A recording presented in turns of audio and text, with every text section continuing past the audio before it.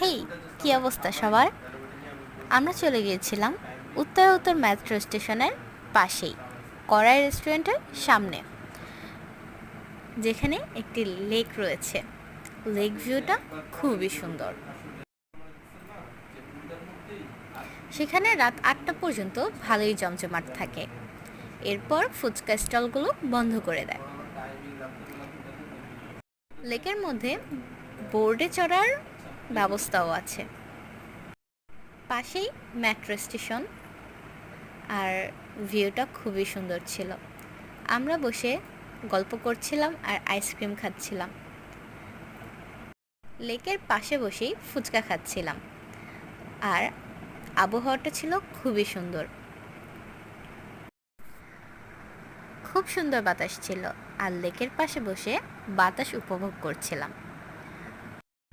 সবাই মিলে সেই সুন্দর একটি দিন কাটালাম। তারপর আমি কিছুক্ষণ দুষ্টামি করছিলাম, বাট আসলেই জায়গাটা খুবই সুন্দর।